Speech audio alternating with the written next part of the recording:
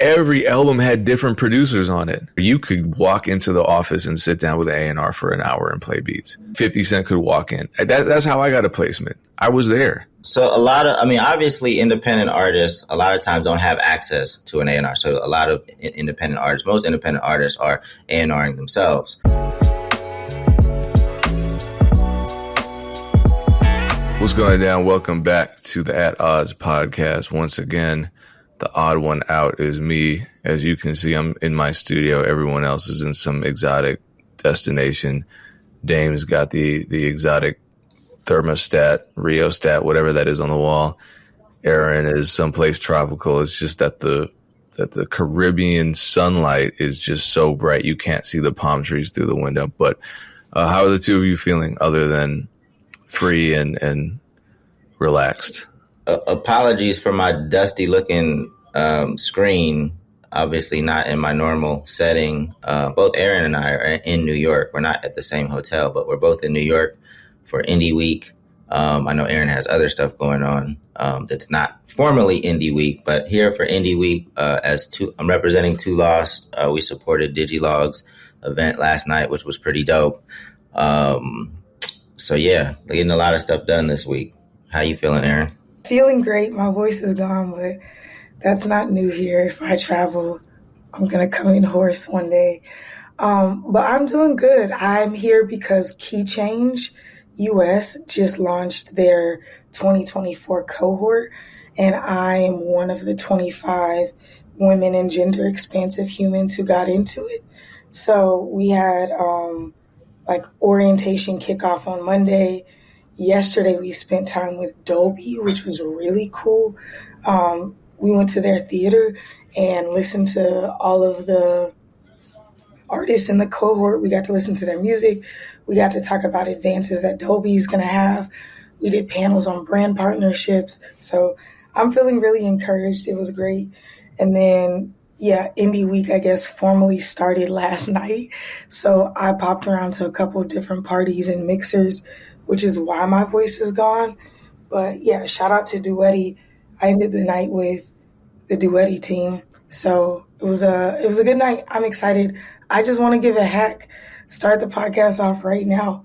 Artists, stop going to the same shit. Pull up to these business conferences. You will get way more stuff done. So Music Biz, Indie Week, they're all very sterile and kind of boring. No disrespect to the organizers, but it's because they're just like business conferences, right? And I'm saying boring not because there's not fun to be had, but they follow these conferences aren't really for artists, right? I know. That's why they should come. Oh, you're saying they should come? Yes. To these? Yes. Because you're automatically an outlier. Because every time I'm in the room, people are like, "Oh, are you an artist? What do you do?" And I'm like, "No, I don't." But you're not an artist, so you're telling you're telling artists to come to the business. I think it would be one, to learn the business, but two, because you're in a room full of business people and you don't have to cut through the noise. Have a topic. I don't know how beneficial it would be for an artist to be here. That's my topic. Payne, go ahead and say what you want. That's my topic now. Because I just don't. Because like, for example, like my panel. I guess there would be some, because Indie Week, independent is such a wide net of creators, right? And my topic, for example, I'm moderating a panel tomorrow. I guess it would be beneficial for anybody that's interested in music to be here, right? Just to learn about different things. But would I make it a priority to be here over South by Southwest if I was an artist? I don't know if I could say yes to that. I'm not saying this or South by Southwest. I'm saying this over some random showcase in New York, or this over because I think South by Southwest is beneficial for everybody. It's very expensive. So if you're just going to stand around or going just for your one showcase and not really networking, then this isn't for you at all, because you're missing out on your opportunity in general. I'm just saying, I would say this over like even a festival, because a lot of artists go to festivals to like be inspired or to learn. And I'm putting it in quotes because it's like, bro, you just want to go see J. Cole, and that's super cool. And all these other artists are cool. But I would invest in something like this as an artist. At least once every other year, I would come to one of these business conferences because you have so many like direct connections. You go to a bar, a mixer, a panel, and you're directly connected to the guy. And if you have something to offer and you're slightly interesting, you'll probably get a follow-up meeting. And if you have any motion, there's a lot of opportunity here. I'm just saying, I'm seeing it happen. Like people who shouldn't be talking to certain people shouldn't be, who would never have access to those people, getting access to them, having a soft deal over drinks, you know. And well, here, Erinn, have you been to actual Indie Week yet? This year or ever? This week, have you actually been at the site? No. Just go to the site and see if this is where you would encourage artists to be. But that's what I. But I've been to Indie Week before, and I've also been to Music Biz. Right. Okay. I get what you're saying, but I just think depends on what your agenda is. And again, you know, I'm not saying that, you know, it's a complete waste of time, but for the price tag on these tickets, I mean, if you have the luxury of resources and things like that, then cool. Like, experience everything. I'm with you on the price tag. I completely agree.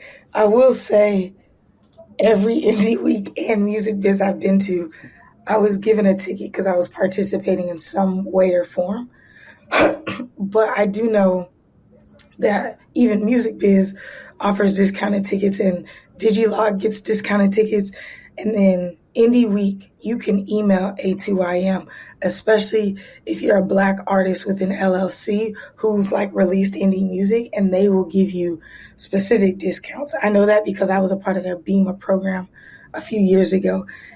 So I'm with you on the price. I wouldn't pay the full ticket, but I don't believe in paying full price for almost any of this business stuff y'all need me here. So I'm with you on the price.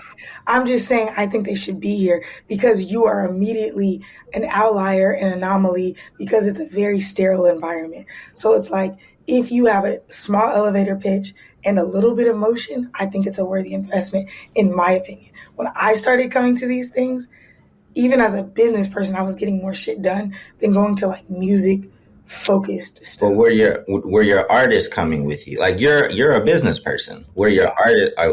Did you bring your artists? Can't talk and speak for themselves. That's why I was managing them. But no, I would have preferred if they came personally.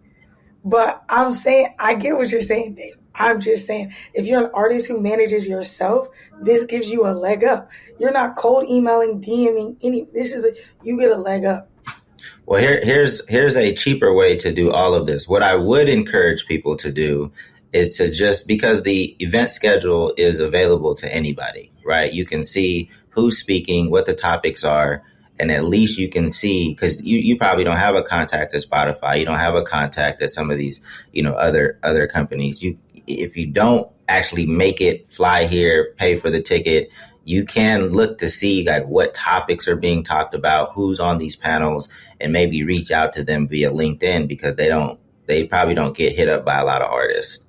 Because a lot of these people are kind of just, you know, more behind the scenes. So that I definitely would encourage, because that costs nothing.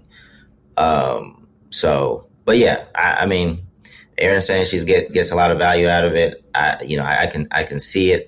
Just the cost benefit analysis from my perspective maybe just doesn't align with. Did I say I get a lot of value out of it? Huh? I'm not saying I don't get a lot of value out of it. I'm just saying I don't. The conferences are a hub. That's what I'll say. I don't want to disrespect these people. South by Southwest, you could be an idiot and still happen to land in the right places if you just open your mouth and don't focus on giving people CDs or selling them. But these conferences, if you look at life just differently. I think that they're valuable, but I would never spend the money on these conferences that they charge. So come, just figure out how to figure out how to sneak through the back door, basically. Well, look, artists are paying hundreds of dollars for playlisting, and that's something I want to talk about today. Just how artists are budgeting. This would be more worthwhile if you have a plan. Again, any advice that anytime we make a statement like artists should try blank, we're really talking about a concerted effort, a conscious effort. It's not just like show up and be a weirdo and good things are going to happen. I know a lot of people who have traveled to every event. South by, I think, has changed quite a bit. South by is like the Atlanta of music festivals. Everyone started going, and now it's different. Now the culture shifted.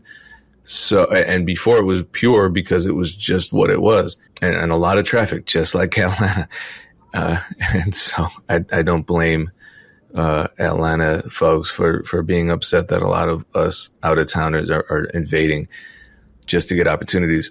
South by is the same way. It just becomes a lot of noise, and the artists that stand out in one setting are going to stand out in another setting, whether it's because they just have an amazing image, because they have amazing music, because they have amazing social skills, networking skills, interpersonal intelligence.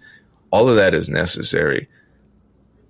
Again, people are always upset that talent doesn't sell anymore. Talent was never the determining factor for an artist's success. You really think LL Cool J, his personality, his look, his physical appearance, his health, all that, the way he was one of the few rappers that marketed sexuality. You really think that didn't help?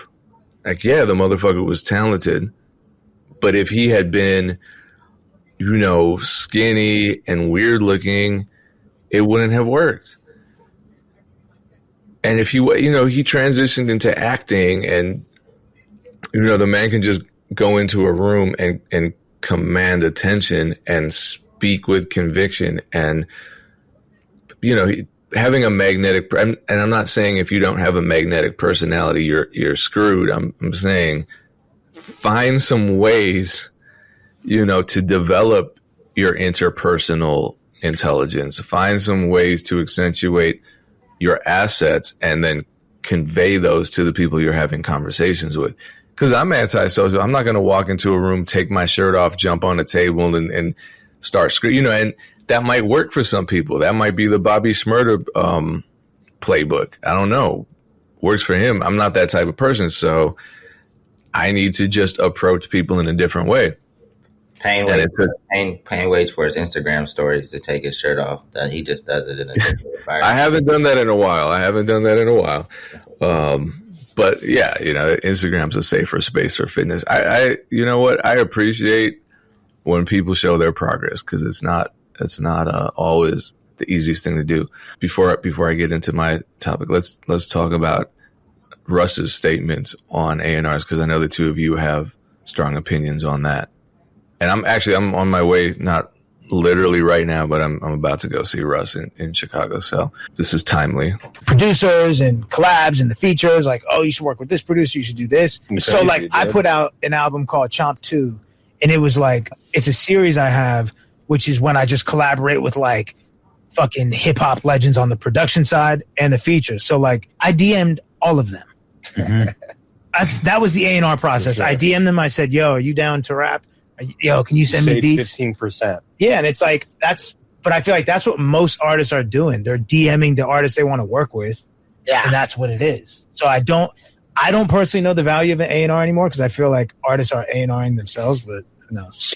They're going to get so mad about this. Let me just first say that, like, this is what works for us. And I caution like other up and coming artists of like totally subscribing to like an artist that gives a lot of advice, because a lot of artists that do that have blinders on and kind of only look at how they move.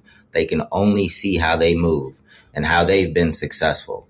There's a lot of ways to be successful today, right? So, I feel like our perspectives, I have the funk volume experience, but I'm also sitting at Two Loss and I'm seeing how like all of these other artists are moving. I'm also talking with artists on the Independent Living podcast and literally asking them like, how are they building their business, and trying to understand kind of how Guap did it versus La Russell versus Coda the Friend versus Nick D. There's a lot of ways to do this.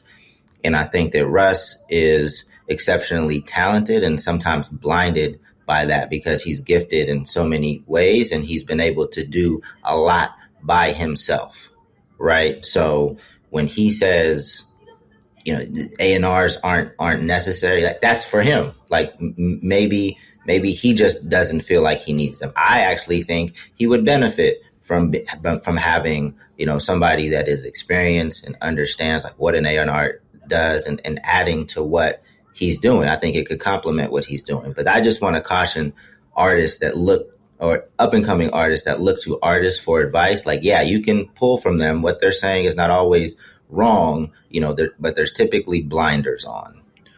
Well, Dame, I want to ask both of you a couple questions. One, in a nutshell, what does an A&R do, or what should they do?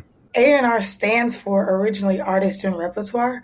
So I never really understood. I think it's like your bag of tricks, right? It's supposed to be a person who develops the artist's sound and introduces them. Like, if the way that labels started, you'd have like a record exec who would work on the business side. And then you'd have, you have a label exec, and then you have an A&R. And so label exec is doing business shit, A&R is doing music shit. And they cross paths. They're on a team inside of your label team to help you. And then they interface with your manager. Now an A&R still does similar things, but a lot of times they're helping you, like they're choosing songs on their album with you.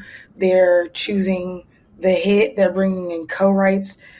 If they're in the business of developing still and they have a budget behind you, they'll bring in co-writers to help you develop your pen, but also to help you get a hit or to advance you. So sometimes people just think that all record labels are focused on hits, but if they signed you to a 2 or 3 album cycle deal, they may say, okay, this first album, we're going to get you in the room with Esther Dean. That doesn't guarantee you a hit, but now Esther Dean may like you and write a song for you for your next album, which may guarantee us a hit or a really dope song that Chris Brown ends up liking and will feature on once we push it over So sometimes it's like that. But yeah, they bring in writers. They help you with your sonic direction. They help you choose beat makers, producers. If you're producers, they expose you to a lot of stuff. So sometimes an A&R will just take you to the studio with other artists that they know, put you in writing camps, stuff like that. That's what a traditional label A&R does. Independently, if you have a friend or a homie who functions as an A&R, there's somebody also who helps you find your sound. Like I have a friend who's an independent A&R. He'll find an artist and start working with them. He sends them music that they've never heard of. Writers, same thing. Teaches them about mic techniques. So it's somebody who just helps you develop your sound, chooses the sequencing of your album, chooses what is the first single based off of what he thinks could help you, or he or she thinks can help you do whatever. So yeah, that's what an A&R is. So obviously independent artists a lot of times don't have access to an A&R. So a lot of independent artists, most independent artists are A&Ring themselves. Like with Funk Volume, we didn't have like somebody labeled an A&R, but just by the way we were set up, just kind of being together or, people commenting, kind of giving feedback on other people's music. The fact that, as soon as we signed an artist, like we were kind of touring, so they got to go on the road and develop them as a touring act.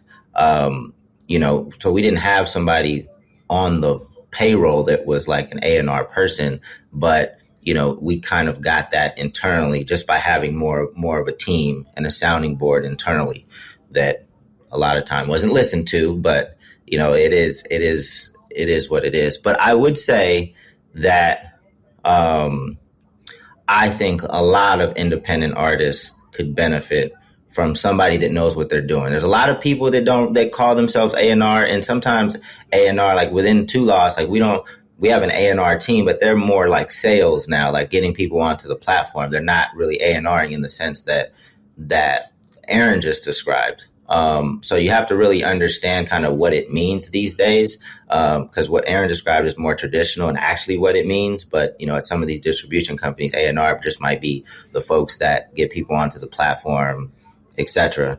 But I think a lot of artists could benefit from a strong A&R being with them, being on the team. Because some independent artists, they'll be like, they'll put out a song and they think it does well and be like, see, I didn't need an A&R on this, but it went to 7. Perhaps if you would have listened to the feedback of the A&R, it could have went to 8, 9, or 10, right? So sometimes that happens as well.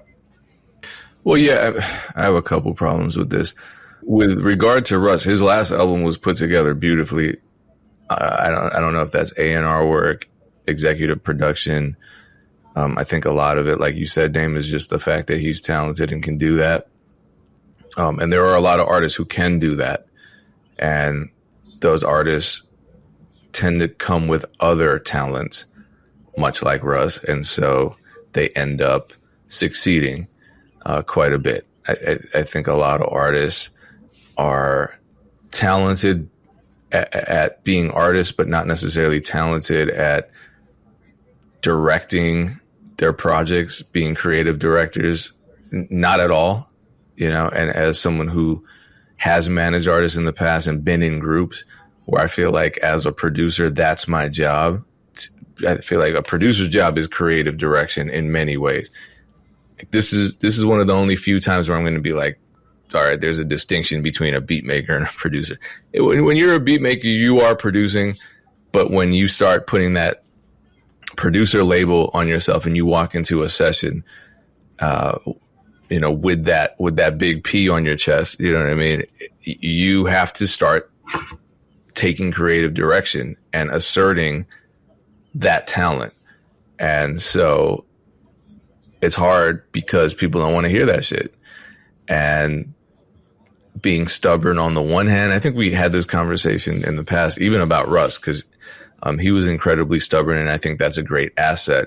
But if you're stubborn because your methods are tried and true, that's one thing. If you're stubborn because you've never done shit and you're just clinging to this need for control, and it's not even a need for control, it's like a need to not feel like someone else has a better idea than you as a creative, then you're going to fail. I've worked with a million artists like that who just consistently made the wrong decisions over and over again. And it's like, I can't help you, whether I'm a producer, whether I'm calling myself an executive, whether I'm an A&R, whatever. My problem with A&R, it's not even my problem. I think it's the problem with A&Rs from a producer's perspective, especially, is that, and I'm sure songwriters too, is that A&Rs in the business, I don't know when this happened. I want to say maybe 10 years ago, this really became a thing. Maybe it was a little longer, but the money was getting weird in the music business. And so what a lot of A&Rs did, which I think should be illegal, they started signing producers and they started signing songwriters. And so they're working for the label over here and they're managing producers over here. When it's time to A&R a session, what producers are they bringing in? The ones that they manage. Because now they're getting paid twice. They're getting paid their A&R's salary, and I don't know how their pay is structured, but I know how a manager's pay is structured. They're getting a percentage, and given that they're A&Rs, they're probably getting equity in the underlying composition too and building up a nest egg for themselves, which I understand. I just don't like it because there's no diversity now, and there's no incentive for A&Rs to bring in new talent. G-Unit. You remember G-Unit? Every album had different producers on it. It was like something that I don't think the industry had ever seen at that level. Just the diversity of producers coming through and getting on those projects. There a lot, and the way the A&Rs operated there, you could walk into the office and sit down with an A&R for an hour and play beats. and 50 Cent could walk in. That's how I got a placement. I was there. That's how I got a record with 50 Cent. Frank Dukes came up. I'm not saying that's the reason he's successful. I'm saying he went through the G Unit pipeline. A lot of people did. Cardiac went through the G Unit pipeline. A lot of big producers went through that pipeline. And if you're someone who is working with or under an A&R closely as a producer, then it's great. If you're someone who's not, that's where the gatekeeper narrative comes in. I don't know if I'm going to call it gatekeeping, but it's some form of nepotism. Yeah.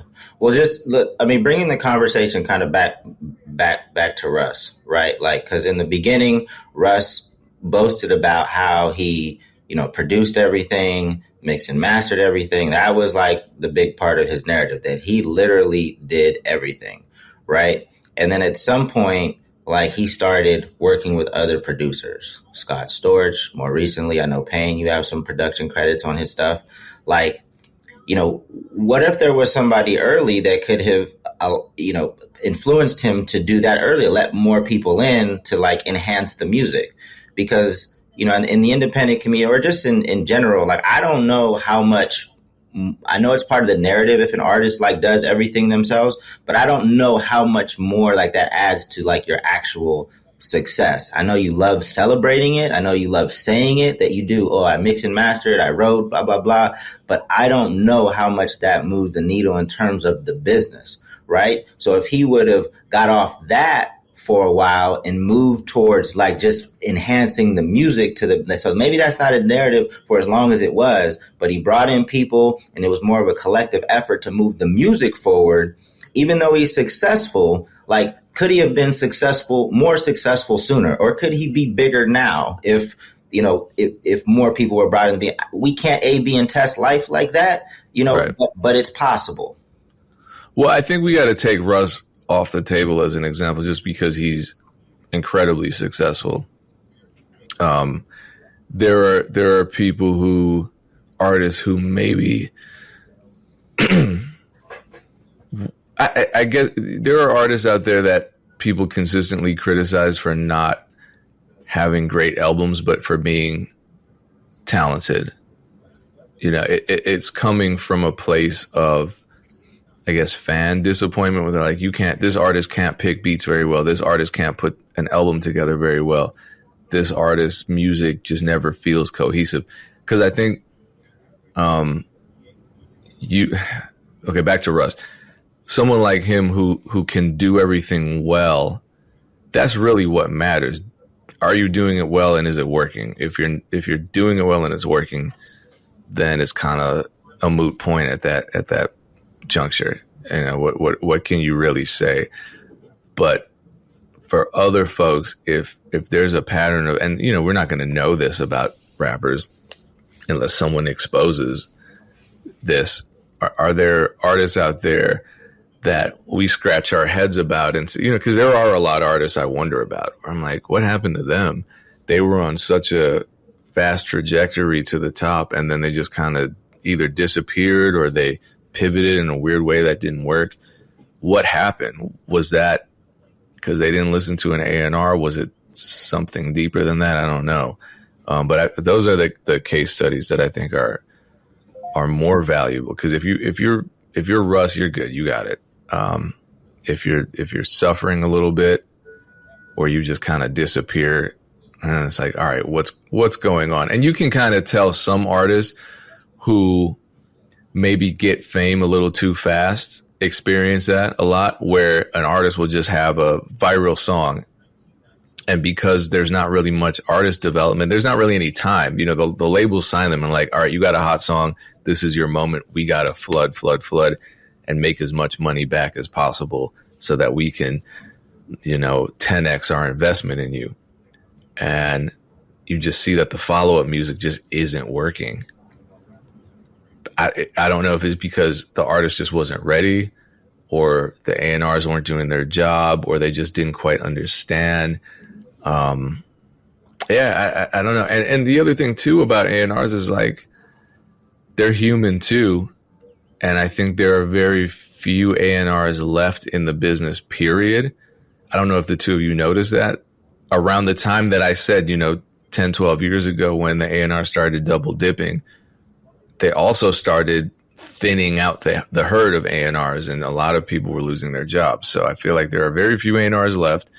And out of the A&Rs that are left, they're the ones that did their job so well that they have some degree of job security, which is saying a lot with the way labels move. So, yeah, I mean, for independent artists watching this, I mean, I'm not going to sit here and say you need to have somebody kind of on your payroll, somebody that you need to pay. But I do think it's important that you start like developing a team that could be your producer, that could be your manager that you trust and can give you feedback and can get you out of your own, out of how you're thinking, to just get some additional feedback. Because especially these days where so much music is coming out, right? And you have to continue. You probably need some ideas. The normal artist probably needs some ideas and feedback to kind of keep content coming out. And if you do, a lot of the example that Payne just mentioned, just in terms of getting a viral hit and then it going crazy, a lot of artists can't recreate that because they don't know why it happened. It just kind of went. And sometimes you can't really understand like why things happen. So when you're asked to do it again, it's like, what are you going to do? You can't recreate it because you don't know why the first one worked. I feel like that's a bad, like if the A&R is rushing into the session and saying, all right, we got to recreate the success of that last hit. We need another one. We need another one of those. Like, are you really doing your job? That's not it. But hopefully somebody can come, because I've been told there's a formula to making a hit. I don't know what the formula is, but there are people in the industry that will tell you that there's a formula to making a hit.